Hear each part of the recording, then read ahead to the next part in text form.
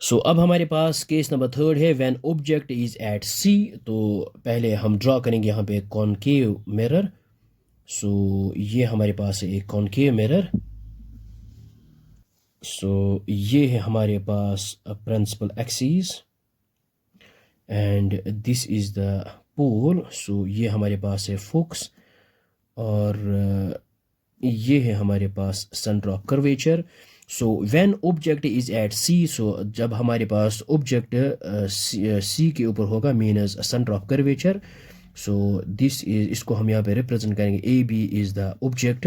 सो सबसे पहले यहाँ पे रे ऑफ लाइट आएगी पैरेलल टू प्रिंसिपल एक्सिस और after reflection it will pass through focus. So this is the rule number first. और इसके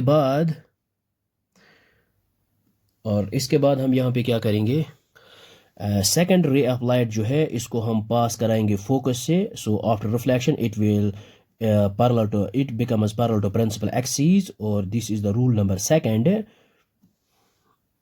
सो यहाँ पे ये इंटरसेक्ट करेंगे और जहाँ पे ये इंटरसेक्ट करेंगे तो वहाँ पे इमेज एग्जिस्ट होगी। सो ये है हमारे पास A B is the object और यहाँ पे लिखेंगे A dash B dash is the image. So अब हम यहाँ पे देखेंगे, यहाँ पे लिखेंगे सबसे पहला जो है पोजीशन ऑफ इमेज जो है वो एट सी है और ये पॉइंट यहाँ पे लिखेंगे हम। सो पॉइंट नंबर फर्स्ट है पोजीशन ऑफ इमेज और इमेज की जो पोजीशन है वो है एट सी। यहाँ पे लिखेंगे at C centre of curvature. और साइज़ की बात करेंगे तो अब हम यहाँ पे ये है हमारे पास साइज़ ऑफ ऑब्जेक्ट और ये है साइज़ ऑफ इमेज, ये है ऑलमोस्ट सेम। सो हम यहाँ पे लिखेंगे सेम। तो यहाँ पे आएगा, हम यहाँ पे लिखेंगे सेम साइज़। सो इमेज और ऑब्जेक्ट ये है सेम साइज़। और अब हम नेचर की बात करेंगे और ये है रियल इमेज। और जब भी हमारे पास रियल इमेज होती है वो हमेशा के लिए इन्वर्टेड होती है, तो हम यहाँ पे लिखेंगे रियल एंड इन्वर्टेड।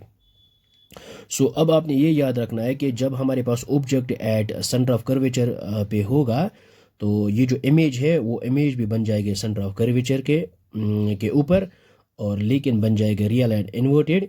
तो ये इसकी जो ये हाइट होगी वो होगी सेम हाइट। ओके, सो यहाँ पे हमने लिखा है size of image is equal to size of object, तो यहाँ पे है same size. So I hope आपको ये समझ में आया होगा। So thanks for watching this video.